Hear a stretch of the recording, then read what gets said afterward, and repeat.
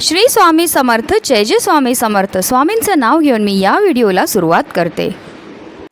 हिंदू धर्मातील अत्यंत महत्त्वाचा मानला जाणारा अक्षय तृतीया हा सण वैशाख महिन्यात येणाऱ्या तृतीयेला साजरा केला जातो. म्हणजे यंदा 10 मे रोजी अक्षय तृतीया हा सण साजरा केला जाणार आहे.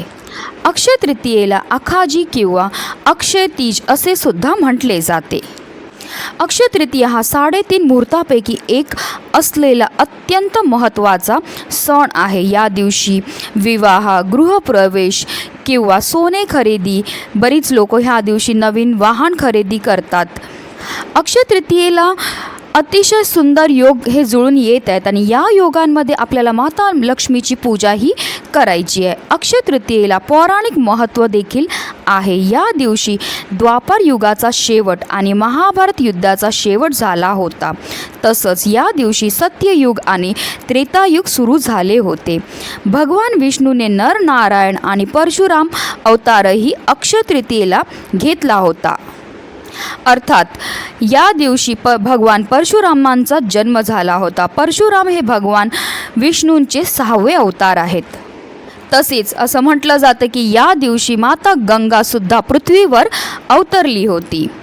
अक्षय तृतीयाच्या दिवशी जर आपण पितरांच्या संबंधित कोणतीही कामं किंवा त्यांच्या नावाने दान केलं तर त्यामुळे आपल्याला अक्षय पुण्य हे प्राप्त होत असतं. या दिवशी पिंडदान केल्याने पितरांना मोक्ष प्राप्त होतं. तसेच अक्षय तृतीयेच्या दिवशी पूजेबरोबर काही उपाय करण्याला सुद्धा खूपच महत्त्व दिलं जातं.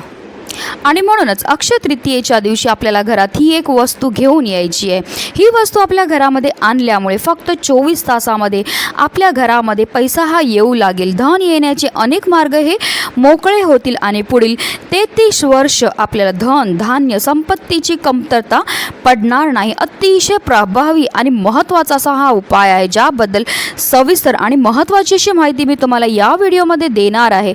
तर व्हिडिओ पूर्ण पहा आणि जर तुम्ही माझ्या चॅनलवर नवीन असतील तर चॅनलला सबस्क्राईब करा आणि शेजारी बेल आयकॉनसुद्धा प्रेस करा, जेणेकरून तुम्हाला माझ्या नवनवीन व्हिडिओचं नोटिफिकेशन हे मिळत राहील.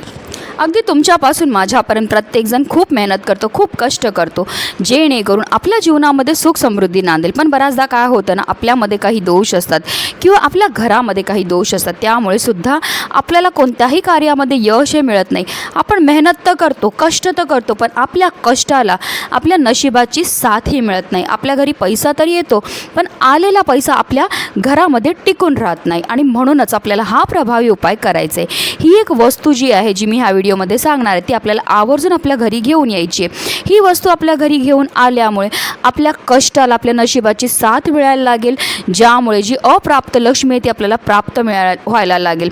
अर्थात काय तर आपल्या घरामध्ये पैसा हा येऊ लागेल, ज्यामुळे आपल्या जीवनामध्ये असणारी जी गरिबी आहे, दारिद्र्य आहे, हे नष्ट होण्यामध्ये मदतही मिळायला लागेल. हिंदू पूजेमध्ये नारळाचे विशेष महत्त्व आहे. कोणतीही पूजा नारळाशिवाय पूर्ण मानली जात नाही आणि म्हणूनच आपल्याला अक्षय तृतीयेच्या दिवशी एकाक्षी नारळ जो आहे तो आपल्या घरामध्ये घेऊन यायचा आहे. एकाक्षी नारळाला देवी लक्ष्मीचं रूप मानलं जातं. हे नारळ दिसायला सामान्य नारळाप्रमाणेच असतात, परंतु यावर डोळ्यासारखा एक चिन्ह असतो. यामुळे याला एकाक्षी अर्थात एक डोळा असलेला नारळ म्हणतात. हे नारळ घरात ठेवल्याने आपल्या जीवनामध्ये असणारे बऱ्याच अडचणींपासून आपल्याला मुक्तता मिळते. ज्या घरामध्ये एकाक्षी नारळाची नियमित पूजा होते त्या घरावर तांत्रिक क्रियांचा प्रभाव होत नाही. कुटुंबातील सदस्यांच्या मान, सन्मान, प्रतिष्ठा आणि यशामध्ये वाढ होते. आता तुम्हाला हा नारळ जो आहे तो सहजासहजी प्रत्येक ठिकाणी उपलब्ध होणार नाही. आता अक्षय तृतीयेला अजूनसुद्धा बरेच दिवस बाकी आहेत, तर तुम्ही आजपासून जरी शोधायला सुरुवात केली तर तुम्हाला भेटून जाईल. आता हा नारळ तुम्हाला कुठे भेटेल तर जिथे नारळाचा भंडार असतो तिथे तुम्हाला मिळू शकतो. त्यांना तुम्हाला सांगायला लागेल की आम्हाला एकाक्षी नारळ हा पाहिजे. त्या नारळावर फक्त एक डोळ्याचं चिन्ह आहे, मी फोटोमध्ये दाखवत आहे बघा, तसा तुम्हाला हा नारळ दिसणार आहे. किंवा तुम्हाला जिथे पूजेचं साहित्य विकायला असतं तिथे सुद्धा हा नारळ मिळून जाईल. जो नशीब नशीबवान व्यक्ती असतो त्यालाच एकाक्षी नारळ हा मिळत असतो, कारण 1000 नारळांमध्ये फक्त एखादाच नारळ जो आहे तो एकाक्षी असतो. तर असा नारळ जो आहे आपल्याला अक्षय तृतीयेपर्यंत आपल्या घरी घेऊन यायचं आहे. आता अक्षय तृतीयेच्या दिवशी आपल्याला ह्याचा उपाय करायचा. आपल्याला काय करायचं, एक पाट ठेवायचा आपल्या देवघरासमोर आणि त्या पाटावर आपल्याला लाल रंगाचा कपडा, हा नवीन कपडाच आपल्याला अंथरायचा आणि त्यावर आपल्याला हा एकाक्षी नारळ हा ठेवायचा. एकाक्षी नारळाची जी शेंडी आहे ती देवांच्या दिशेला असली पाहिजे, अशा रीतीने आपल्याला तो नारळ ठेवायचा आहे. त्या नारळाला आपल्याला हळद, कुंकू, अक्षदा, फूल अर्पण करून घ्यायचं आहे.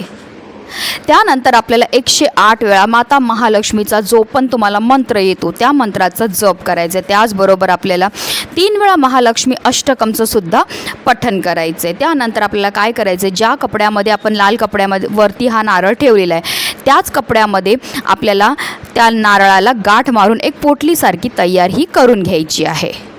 त्यानंतर आपल्याला हा जो नारळ आहे तो आपल्या घरच्या तिजोरीमध्ये ठेवायचा आहे, की तुम्ही कपाटामध्ये जिथे धन ठेवत असेल त्या ठिकाणी हा नारळ आपल्याला ठेवायचा. आपल्या तिजोरीमध्ये हा नारळ ठेवल्यामुळे माता लक्ष्मी जी आहे आपल्या घराकडे आकर्षित होते, त्यामुळे आपल्या घरामध्ये पैसे येण्याचे अनेक मार्ग हे मोकळे होत राहतात. त्यामुळे आपल्या घरामध्ये पैशाला पैसा हा वाढत जातो. आणि जर हा उपाय आपण अक्षय तृतीयेच्या दिवशी केला तर आपल्या जीवनामध्ये कधीही धन धान्याची आपल्याला कमतरता होणार नाही, कारण अक्षय तृतीयेला गेलेल्या प्रत्येक कार्यामध्ये अक्षयवाढ ही होत असते, अर्थात आयुष्यभर न संपणाऱ्या धनाची आपल्याला प्राप्तीही होणार आहे. आता जर तुमचा एखादा व्यवसाय असेल त्याच्यामध्ये तुम्हाला बरकतही मिळत नसेल तर हा उपाय तुम्ही तुमच्या व्यवसायाच्या ठिकाणी सुद्धा करू शकता, त्यामुळे तुमचा व्यवसायामध्ये भरभराटही होणार आहे. आता बरेच लोक सांगतील आम्हाला एकाक्षी नारळ नाही मिळाला, मग आम्ही काय करायचं. मग तुम्हाला पिवळ्या कवड्यांचा अतिशय प्रभावी उपाय करायचा आहे, तो सुद्धा मी सांगते व्हिडिओमध्ये, तर व्हिडिओ शेवटपर्यंत पाहत राहा. तर आपल्याला काय करायचं, 11 पिवळ्या कवड्या ह्या आपल्याला विकत घेऊन यायच्यात. अक्षय तृतीयेच्या दिवशी एक लाल रंगाचा कपडा घ्यायचा आहे, त्या कपड्यामध्ये आपल्याला ह्या 11 कवड्या ज्या आहे आपण आणलेल्या आहेत त्या ठेवायच्या आहेत. त्या कवड्यांनासुद्धा आपल्याला हळद, कुंकू, अक्षदा, फूल अर्पण करून घ्यायचे. त्यानंतर त्याच लाल रंगाच्या कापडामध्ये आपल्याला ह्याची पोटलीसारखी बनवून घ्यायची आणि ही पोटली जी आपल्या उजव्या हातामध्ये आपल्याला घ्यायची, देवघरामध्ये बसायचं आहे आणि आपल्याला 108 वेळा महालक्ष्मी मातेचा मंत्राचा जप हा करायचा. त्याचबरोबर 3 वेळा आपल्याला महालक्ष्मी अष्टकमचं पठण करायचं आहे. ह्या अतिशय उच्च कोटीच्या सेवा आहेत. आणि त्यानंतर आपल्याला काय करायचं, ती पोटली आपल्या धनाच्या ठिकाणी ठेवायची आहे, कारण कवड्यांना सुद्धा माता लक्ष्मीचं रूप मानलं जातं. आणि जर आपण अक्षय तृतीयेच्या दिवशी ह्या कवड्या आपल्या धनाच्या ठिकाणी ठेवल्या तर त्यामुळे आपल्या धनामध्ये अक्षयवाढ ही होत राहते. आता हा सेम उपाय जो आहे तुम्ही तुमच्या व्यवसायामध्ये सुद्धा करू शकतात. म्हणजे जर ज्यांना एखादाला एकाक्षी नारळ नाही मिळालं तर त्यांनी आवर्जून कवड्यांचा हा प्रभावी उपाय तरी करायचा, नक्की करा. अतिशय प्रभावी असा हा उपाय आहे. हा उपाय केल्यामुळे तुम्हाला आयुष्यभर धन, धान्य, सुख, समृद्धीची कमतरता पडणार नाही आहे. तुमच्या घरामध्ये धन येण्याचे अनेक मार्ग हे मोकळे होणार आहेत. म्हणूनच व्हिडिओ जास्तीत जास्त लोकांपर्यंत शेअर करा, जेणेकरून प्रत्येकाचं आयुष्याचं कल्याण हो. ही स्वामी चरणी प्रार्थना. श्री स्वामी समर्थ. जय जय स्वामी समर्थ.